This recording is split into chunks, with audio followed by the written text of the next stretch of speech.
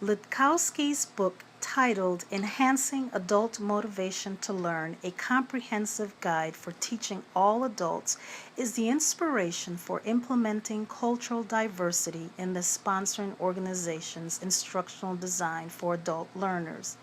The author described many concepts that are vital to helping instructors or facilitators become effective at helping adult learners meet their educational goals. A short YouTube video clip about the benefits of incorporating diversity in instructional design will be presented, and then some of Litkowski's concepts will briefly be described in this video presentation.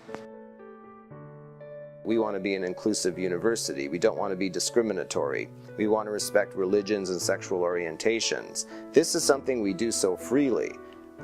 Why not respect different learning abilities? In a classroom, you're going to have students with a number of abilities, whether they have a recognized disability or not. And every individual has a different medium of expressing their knowledge and understanding. Sociology and materiality of texts asks students to do 2 short quizzes in the classroom, a presentation as part of a group, an essay, and an exam at the end of term. When you only have one way of assessing students' understanding of material, it's somewhat limiting because you're assessing a very particular way of learning. By making everybody do all of these things, I'm trying to give an opportunity for students who thrive on different kinds of assessment to all do well in my class. The more different kinds of ways that I can give the students to critically interact with what I'm trying to tell them, I think the better. Students may understand the material very well, but feel more comfortable presenting that in a different way. If a professor suddenly says, you can do this, that, I'll provide these kind of resources for you, suddenly you're no longer part of the other. You know, you're part of the entire group. PowerPoints, handouts, and field trips are good because they get students engaged in different ways in the material. And so those different modes of instruction appeal to different students who learn in different ways. And I had one student who actually was who was assisted by OSD, who had said to me at the end of the class that in fact these different kinds of ways of engaging with the material had actually helped her. It wasn't intentional, I hadn't designed it for that reason, but I mean I think it's a really great side effect. If you have a course that allows people to explore different aspects of the way they can learn, we end up coming out with diverse human beings who all have share a body of knowledge but are able to do different things with that knowledge in the world.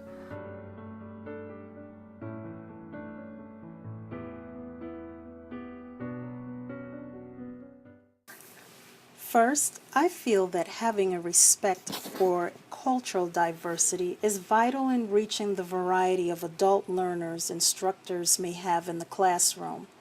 Litkowski posited, if we keep culture in mind, a useful functional definition of motivation is to understand it is a natural human process for directing energy to accomplish a goal. In other words, instructors should consider and get to know the culture of the students they teach in an effort to influence their motivation for learning, as well as design quality instruction with the ability of their students in mind. Consequently, many instructors do not seem to want to know anything about their students and will rely on teaching them through their own perception of certain cultures or through trial and error. Unfortunately, as Litkowski stated, using this approach sometimes leads to a rigid dependency on curriculum guides and an increased interest in the bag of tricks approach to instruction, the use of unrelated and often manipulative devices to spark learner interest in learning. When instructors consider the diverse culture of the adult learners and incorporate this culture into their instructional design methods, students' motivation for learning begins to erupt. Additionally, Litkowski posited when adults can see that what they're learning makes sense and is important according to their values and perspectives, their motivation emerges. Brookfield emphasized the need for a culturally relevant perspective of adult learning, the differences of class, culture, ethnicity, personality, cognitive style, learning patterns, life experiences, and gender.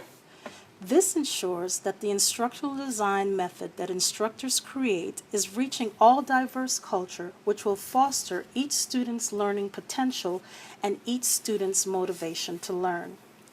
Next, a consideration of the diverse culture within your learning environment also means that instructors are culturally responsive. Lakowski positive cultural responsiveness is having a respect for diversity and an understanding that people are different as a result of history, socialization, and experience as well as biology. Therefore, an instructor should provide or facilitate instruction that fosters this diversity. Instructors who have not made provision for students' cultural will have students who will not see the relevancy of what they are learning, or the instructor and instruction will not make sense to the student. What instructor will have is a lack of interest and engagement in the course due to the lack of including students' culture, perspectives, concerns, and interest. Lakowski's offered the following as guidelines for being culturally responsive. 1. We create a safe, inclusive, and respectful learning environment. 2. We engage the motivation of all learners. And 3. We relate course content and learning to the social concern of learners and the broader concern of society. Finally, Lakowski's 4 motivational strategies were important in planning an instructional design for motivating adult learners. Lakowski described 4 motivational strategies: inclusion, attitude, meaning, and competence, which addressed cultural and internal human influences in learning as vital to enhancing motivation to learn. Yet, as the author posited, many instructional formats do not address these influences.